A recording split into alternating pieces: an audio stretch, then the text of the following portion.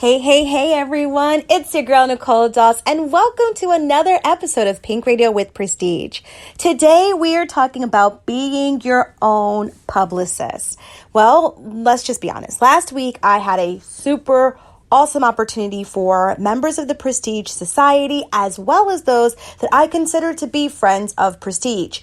These individuals received these private invitations from me, asking them to join me in a free webinar that was being taught by none other than Nikkia McClian, who is the founder and principal of publicist at Tanae Nicole Public Relations. And one of the things I will say is that I don't really think brands understand public relations unless or until they've actually worked with a publicist, because what I did notice is that Nikkia gave us so many awesome gems, and she also asked people to ask questions, and the room was a little quiet.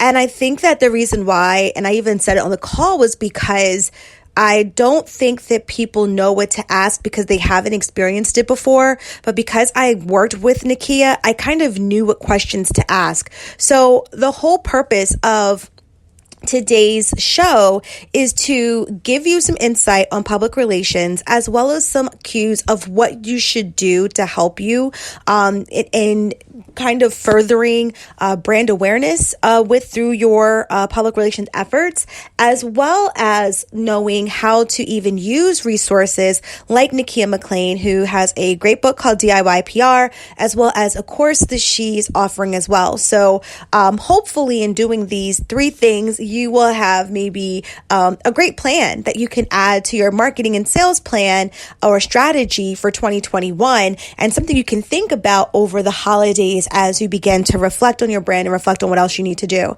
But I gotta tell y'all, can we just take a brief moment and giving y'all bosses a shout out? Because I have to say, I have been seeing you guys really killing the game. I have a few bosses that have opened up locations.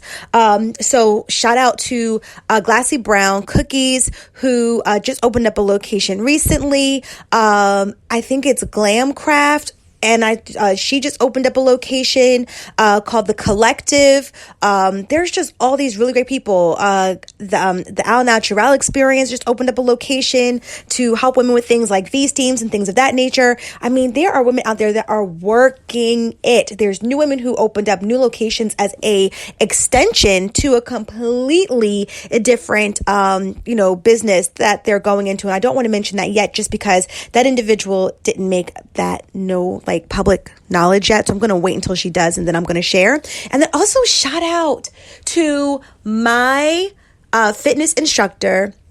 And so everybody who doesn't know CG, please go to Charged Up Dance. She just opened up her studio in West Hampton. So I am so excited, so happy, so just overjoyed seeing all of these bosses that are not allowing the pandemic to hold them down, understanding the importance of pivoting their businesses and still stepping out on faith and being able to do things that maybe they didn't fathom that they could do before, or maybe acting on a dream that they had before. And when I get done paying for this girl that's in college for the next 3 years, I'm going to join y'all in opening up our Pink House, which will be the headquarters for the Prestige Society, as well as a co-working place and podcast studio for bosses who are out here who want to be able to create crave-worthy brands. So just know, y'all, we are, look, sisters is making moves out here. So super duper excited for y'all. Super duper excited for the women who are even just showing up more in their brands. And, just owning a brick and mortar or renting a brick and mortar doesn't mean that that's, your top tier of success. We celebrate our sisters who are doing that, but we also celebrate our sisters who are making names for themselves as well. So, when we look at my girl Elaine Johnson, who is killing it, just joined Compass Realty. She's been doing real estate for years. She's been killing it in the real estate game. Joining with Compass is allowing her to expand things that she didn't, that they're going to look into more.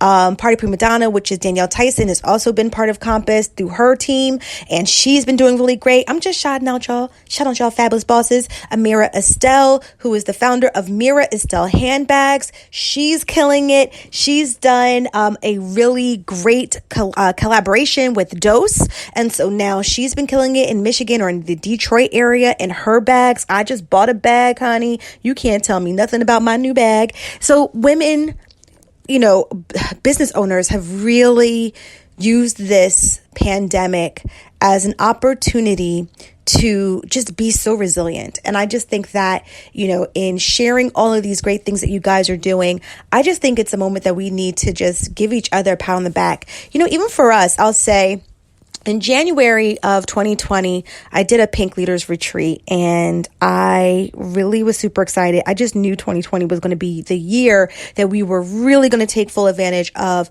doing some of the campaigning that we wanted to do in order for us to scale up the business. We knew that we needed to grow in having employees focused in 3 areas that we knew would really help catapult our business. We really wanted to look into purchasing property. My husband's a contractor, so I wasn't even worried about the whole property piece of it. And I was just in this space of really focusing on what we needed to do even for Boss Academy. And I didn't know if it was something I wanted to link to Boss Academy or something I just wanted to focus on in general, but I knew that I wanted to start investing in women entrepreneurs. We wanted to get women to start practicing pitching their businesses. So we did link it to the end of how do you wrap up Boss Academy. In doing that, we decided to add a little bit of a pitch contest, and we just identified that we just wanted to recognize that individual as this is our, our pitch contest winner.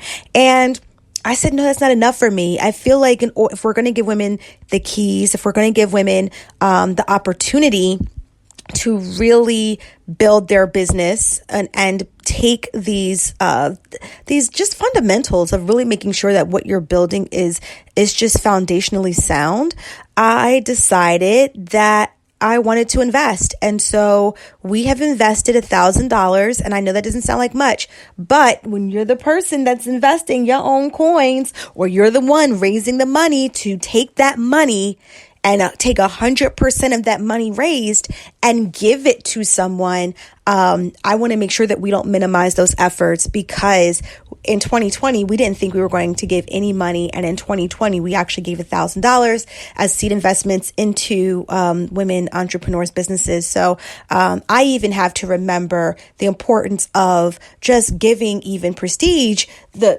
pat on her back, and not just minimizing the efforts because it's not as grandiose or as extreme as we may have wanted it to be. So, women have really been, we've been working, and we've really been focused on how do we still thrive even during a time where there is some financial stress that we can recognize and going on in the world today. But the reality is that we have to be agile, and we have to figure out how do we navigate the new norm. So with this class, I thought it was just so on time last week, because I know that because women have been really working hard on their businesses, they've been really interested in what do we need to do for the next step? What do we need to do in order for us to kind of move into this space of, what do we need to do now? You're doing the work, you're making the sales, you're taking the time to spend money or invest money in ads and making sure your brand is being placed in front of others. But how do you get more exposure? And Nikkia McClian's class gave me this aha moment that really allowed me to see the importance of knowing and understanding what public relations can do for you, and then making sure that you are fitting in time into what it is that you're doing to make the relationships and build that public presence, and add it into your strategies, just like you would for any other strategy that you have for your business. So let's go into my 3 ahas that I had last week while I was in her webinar. So the first aha was that public relations is not about sales. So I was just like, I really thought for me, public relations was a way for me to get like more eyes onto the brand, of course, right? But would also allow me to see this like return on investment based on how many people bought a product. And so one of the things that Nikkia shared is that that's your marketing. That's your marketing, and that's going to be your sales strategy. That's not public relations. And I'm like, wait, what? So although public relations may have an indirect impact on your sales, it's not to be confused as your sales strategy. So you know me, if we go to the definition of what public relations is defined here as the professional maintenance of a favorable public image by a company or other organization or a famous person. The second one is the state of a relationship between the public and a company or other organization or famous person. So it's either the maintenance of a favorable public image or the state of the relationship between the public and the company. All right. So right now, ask yourself, what is the favorable public image that people have of either you branded as the CEO or your company being the Prestige Society? So one of the exercises she did was she actually had us type in our names. So the whole point of that is if you Google yourself, if you Google your business, you're able to see what comes up and you're able to see what may be within the first 5 lines. So when we did this exercise, guys, I got to tell you, I was a little bit in my feelings, and I'm explaining to you why. So this really made me think about, and we'll talk about this when we go into the 3 things you should start to do. But when I Googled myself, I Googled Nicole Doss. So when I Googled myself, I feel like I found a Facebook page. I feel like I found my LinkedIn page. And then I saw like lots of images that were a mixture of some of my personal pictures, like a picture that I took when I was pregnant with Taylor, like me, Tommy, and Taylor. And granted, she's like, 6 years old. And if you know me, you know that I have tons of pictures, okay, that are tied to my brand. So that stuff wasn't coming up. So I was kind of like sad, like, oh man. But then I decided to type in Nicole E. Doss. And the reason why I decided to type that in was because I realized that's my signature. So I use it on everything. I use it on my signatures for my email. I use it for my, I'm an author of a few publications. You figure we have 5 planners out. I have 2 books that I've written. So I have what's that? 7 publications out. All of them have Nicole E. Doss. And so when I put in that, I saw everything you can think of that was tied to the brand of the Prestige Society and all that we've done. So any awards I have won, any articles that were written about me, all of it had Nicole E. Doss. And that made me really think about like changing even the kind of presence that I have, because everyone's not going to look for Nicole E. Doss. They may look for just Nicole Doss. And I want them to be able to find just as much of branded information if they looked up Nicole Doss as well as Nicole E. Doss. So with that, really thinking about your relationship, what's favorable in a public eye? What do people see when they look you up? These are things where you're able to start to see whether or not you are in the light of being something that is, good, great, reliable, credible source, or are you getting maybe bad reviews or things of that nature? So when you're able to Google yourself and do that, you're able to begin to see what type of public relations you may need to do. Meaning, do you need to do more awareness and maybe allowing people to understand that you and your business is the actual solution? The word that Nikkia uses is the source. The word that I use is the plug or the key. So, letting people know that you are that thing that can answer the questions that they have or can solve the issues that they have. So it's really important for you to be able to first differentiate between public relations being something that is a sales strategy or marketing strategy versus public relations being something that's going to help the maintenance of how someone favorably perceives your brand. The second point, which was my aha moment, was to show that you are the plug. So, for instance, I gotta tell you, I always thought it was just like brand awareness, right? Like, this is what we're doing. This is why we're here. But like, it's so much more than that. Perfect example. I'm going to use Nikkia again. So she shows on her Instagram story that someone opened up the New York Magazine. And so New York Magazine is a huge publication. And let me just see how many readers does New York Magazine have, because I'm literally looking at my laptop right now. So let's see, guys. Let's type this in as we speak. In the flesh, how many readers does, and of course, because, you know, I have long nails, my typing skills are real horrible. Does New York, I'm so sorry, guys. I'm typing so slow. All right, here it is. Okay, so today New York's brands publish approximately 100 stories per day and draw more than 100 million readers each month. And that is the number. So on a weekly basis, it brings in about 1.8 million readers each week. Okay, great numbers, okay? So in this, Nikkia shows someone's looking at the New York Magazine, and in that, it was talking about like great gifts to give people for the holidays. And Nikkia's book, DIY PR, was in there as like one of the items. So this for me was like an aha moment, because of course I saw the story after she did the free webinar. So what was interesting for me was that what I learned from that was that this is what she means by you are the, like, to show you're the source, to show you're the solution. So it's like, you wouldn't even think they would include it, because in that particular page, it was like perfume and like all this other stuff, and then her book. So I'm like, okay. So now it's not just saying Nikkia wrote a book, which to me is like awareness that we're here. But instead it's saying, you need to buy this book for someone who has a brand for Christmas. Like, this is the gift that you need to buy for someone for Christmas.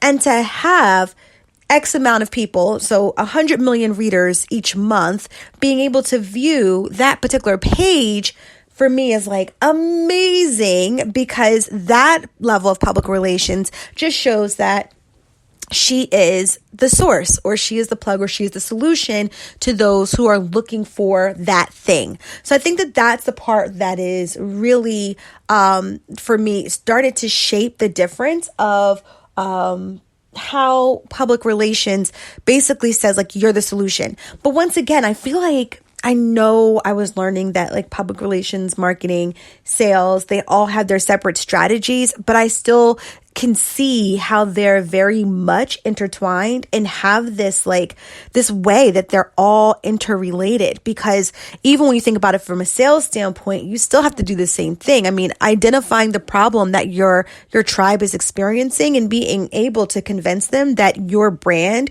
your product, or your service is the solution to solve whatever it is that they're dealing with or that they're struggling with, right? So I see how it's all connected, but it definitely helped me begin to understand more of what the focus is on for public relations. So not just a, hey, I'm here, but more of I am the plug, I am the source, I am the solution, which gives me really great ideas about even how to pitch, brands or pitch yourself to individuals, because it's not just about, hey, I got somebody and they're great, but it's about, hey, I have somebody who has a solution for this demographic to whom you write. Like, because journalists write all the time about stuff, or they put out different types of editorials about things. And so I thought that was pretty interesting. So my third thing, my aha moment, was around relationships and how relationships is the name of the game.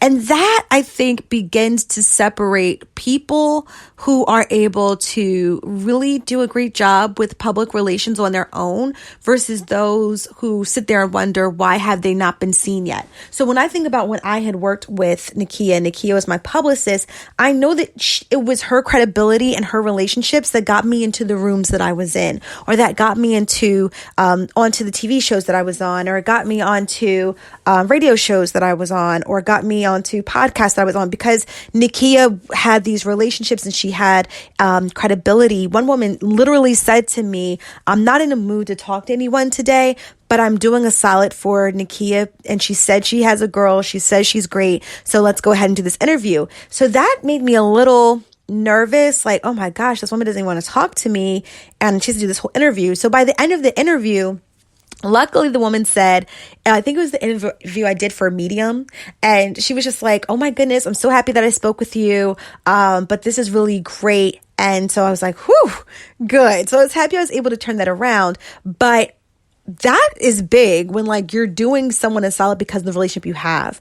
When I think of another business bestie of mine, Elaine Johnson, she's someone who always has really great opportunities. And a lot of it has to do with the relationships that she has. So someone will recommend her. Someone will hear of her, see of her through someone that they know. She'll reach out. Other people will, then talk to others that they know, that they trust. And she always has really great opportunities. If you don't follow her, go follow her, and you can see all the wonderful things that she's been able to do. But it really was based off of that relationship that was able to put her in places and rooms. Now, whether it's, and let's talk about favor now for all of those Christian bosses out there. So favor, so it could be relationship with God that might put you in a room that you didn't think you can be in, but also can be relationships that you're building and cultivating organically with others who are in the media. And everyone should be treated with respect as well. So for instance, one of the examples I gave is that really early on in a young journalist career, there was a young girl who was working with one of my founding members of the Prestige Society. And I think she was kind of like a mentee to like the founding member, and then she kind of moved into like partnering with her on projects. But then, so I've always, and I mean, I'm not that kind of person that believes on like treating people a certain way based off a level, like, or based off of a title. It's just not how I roll. But some people do that. Some people will conclude that if you don't have a certain kind of title, or if you don't have a certain level of status, then that means that you're not important, which is absolutely not true, because title and status is momentary. Okay. It is here for a time and in a moment, and that's it, which means that in any moment, your status or your title can be promoted or it can be demoted. But at some point, you have to realize that we are all human, we are all brothers and sisters, and that you should treat your neighbor with respect. So because of that, and I'm so thankful that I learned that in my career very young, I'm glad that I was raised this way. I've just never been that pretentious person who believed that, because that's really people who are opportunists. Like let's just have some real talk. So if you are either an aspiring publicist or someone who is looking to do this whole DIY public relations thing, understanding relationship and how to treat people will be important. I'm going to talk to you about the difference of people who are opportunists versus people who genuinely understand how to build phenomenal relationships. So an opportunist will say, I'm going to get close to this person and work with this person because they have the ability to move me up. That is an opportunist. Let me say it again for the people in the back in case they don't understand that in case you've been doing this, you may not realize that people are out here calling you a straight opportunist. And because here's the thing, the opportunists I understand do not realize. They really think that what they're doing is some kind of game that is the game that people play. But what they don't understand is that everyone else around them sees them and calls them an opportunist. And I know this because there are people in my life who I know move like opportunists, but what's really scary is that people who may have just met them or people who may have just worked with them or people who have known them for years will be like, oh, that person's an opportunist. So I want you to understand, because relationships goes far beyond just public relations. You're going to build relationships with your clients. You're going to build relationships with sponsors. You're going to build relationships with investors. And so if you lack sincerity and you are unable to show up as a genuine person, and you will know this by the kind of relationships you cultivate. So if you have really long-lasting relationships with people over long periods of years, then you are able to build sincere relationships. But if you find that you have this turnstile of people who come in and out of your life, then maybe you fall out with them and maybe it's all around some kind of toxicity, then you need to ask yourself, who are you showing up as, and how does that impact not just yourself personally, but what does that look like in all other aspects in your life? So what does that look like in personal relationships, professional relationships, and so on, right? So the cool thing about the person who was once my founding member's intern and then turned partner is that then she ended up being the very journalist who had to write a story on me in Black Enterprise. And so that was like amazing. And she was like, oh my gosh, I think I know you. I think I've met you before. And I was like, yep, you absolutely did. So I love that I treat people in a way or in a manner that makes them realize that I respect people regardless of where you are. Because let me tell you something, my story getting into Black Enterprise was completely dependent upon her. She was a freelance writer. She was actually up for her, like renewing her contract. She really could decide whether or not she wanted to push the story forward or not because she was a freelance writer. And so if I was someone who was a complete ass to her anywhere in my life, I could have ruined my chances of getting my story in Black Enterprise. But guess what's even better? When I met her, I remember she was manning my table at Soiree in the Cities. I never knew where she was going to go. I wasn't kind to her because I thought I can get something from it. I was kind to her because I show people respect. And so I think that when you're able to see people grow like that and see those relationships, it's one of those things where I go, whoo, I'm so happy I treat people with kindness.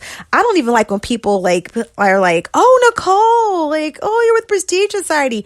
I remember one woman told me at Sisters in Business Expo, the first one I did, when she said to me, I just want to sit at your feet. And I said, I am not Jesus. You will not sit at my feet. I serve a jealous God. We will not make him angry. You and I will be in the trenches together. I just do not believe in, I don't know. I'm just very thankful that I don't have this sick need to have power over people, but also it's because I have been in leadership positions really early on in my career and in my life. I've been a manager since I was in my 20s. I mean, a manager in corporate America over a training and development department. So because I've done that, I've been an executive coach in my late 20s. So because I've had a seat at the table very early on in my career, and I understand, and I've been able to see the impact of those who think that being a person in position of power means you have authority over people. I've seen the toxic environments it's created, and I've been able to see what happens when you understand that as a leader, you are a person that's in service. That's a position of servitude to make sure that you're enabling or empowering your team to do great things. And I've been able to see that thrive in my own personal career. I just am very thankful that I haven't been that kind of person. But you got to think about that, guys, because like I said, that third thing is all about relationships, and how you treat people will definitely come back around to you. It may bless you. It may bite you in your behind, but whatever you dish out, be ready to take whatever is coming back. So if you're going to dish out negativity, if you're going to dish out being a royal pain or a complete diva because you believe your brand is all high and mighty, whatever comes back to you, you have to be able to be a big girl and take it. If you're going to be kind and kindness comes back to you, just take it as a blessing, be blessed, thank God for it, and keep it moving. But definitely those three things were my aha moments. So real quick, that public relations is not about sales, that it is in fact about the public perception of an image or a brand, or a public perception of a brand or an organization. The second thing is the point of public relations is to show that you are the plug, you are the source, you are the solution. And then also understanding that relationships is the name of the game. So I think that is super cool. So I'm going to give you 3 things that I think you guys should start tackling right away if you are truly interested in doing some DIY PR. Well, and I'm going to put in the actual show notes the link to Nikkia's actual course. I mean, she's a full-fledged course that she's teaching and her book, but I'm going to give you some of the things that if you guys maybe can't afford the course or maybe you can only afford the book, I'll just give you 3 things that I just took away from her free webinar. The book I ordered is actually on its way. It's not coming until the 28th. So I don't have any key things from that actual book just yet. I am going to start doing book reviews in 2021. I'm super excited about that. But for right now, I'm just giving it based off of her free webinar. So the first thing that I will say, if you want to start building relationships, because I think that when I heard that, the first thing I thought about the person who hasn't really done public relations before may not really know where do you go to build relationships with journalists. So one of the things that I wanted to talk about was, where do you go? So let's talk about what she called, which is a your target media audience. So for instance, if you know that you are really big into baking, what are the really big magazines, articles, blogs, or podcasts that cupcake queens or cupcake bosses go to as the source, as resources, as information, as media that they like to listen to or read in order for them to learn more about their industry? What kind of lifestyle magazines could be something that would be fun, that people write about, maybe a really fun DIY cupcakes to do? Whatever the case may be, figure out what these media outlets are. And then the really cool thing about that is that now every journalist who writes an article, whether online or in a publication, will have their name, and also their Twitter and their social media handles, right? Twitter and Instagram handles. Once you have that information, you're able to link with that person on social media. You're able to connect with them, see a little bit more about what they write about, and you can build a relationship that way. It has to be genuine. So maybe the relationship starts with something as a couple of likes here, a couple of likes there, a couple of comments there, just on Instagram. Another thing that might be helpful is if that person has a space on Clubhouse, and if they have any rooms that they facilitate in Clubhouse, and maybe there's a certain topic that they're talking about that you can speak on their stage in their room, and now you're starting to have more of a connection there. You will be shocked how many people build relationships on Clubhouse. It is amazing. So definitely you can use that. Maybe you want to follow them on Twitter, where you're able to have more of a Twitter engagement through conversation via tweets. Maybe you want to go ahead and follow them on LinkedIn and connect with them there with commentary based on things that they post, or even look for things like virtual networking events.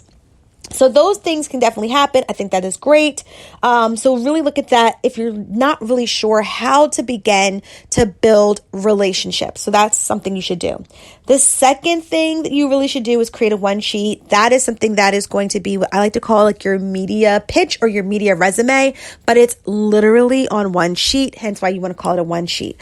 You can go on Pinterest and look for different examples of one sheets, but definitely have some kind of space where people are able to see all that you've done, your platforms and things of that nature. I actually have a website called NicoleDoss.com. So whenever I want to show anyone anything, I usually send them that link. It acts as a one sheet. It also shares things like my platform, my products, and then also things that I've done that's in the media as well, just so that it gives some credibility to who I am as a person, so that people know who I am and what I've done in the past. So that's something that you really want to do. And then the third thing you want to do is make sure you have a strong brand presence. So once again, I told you earlier in the podcast that I looked at myself, Nicole Doss. I did not see that there was the same amount of just visibility out there around who I was. So I definitely want to change that. So I'm going to be very cognizant of what I put out there that says Nicole E. Doss, and make sure that I put more of Nicole Doss in things like publications that I write and things of that nature. So, and I might even change things like how it's written in KDP, which is Kindle Direct Publishing. So that way I can not be so I don't want it to be that prescriptive where people have to know my middle initial. Like, that's just way too much. But think about it. Google yourself. See what people are seeing about you out there. If you see that you have a very strong presence, then that's great. If you see that it's not really a strong presence, then go ahead and start making sure you're doing things like writing blogs and putting your name there, or putting some things, just make sure that you're out there. People know. I even do hashtag, like Nicole Doss is a hashtag now for all of my official Nicole Doss things. So really start figuring out what you're going to do to get more of a vision or more of a social media or online presence out there. So those are the 3 things that I have. I don't know. I hope that helps you guys. If you have questions, I want you to please ask me. So that's about it, guys. I hope you have a wonderful, awesome, and most of all, blessed day. Bye.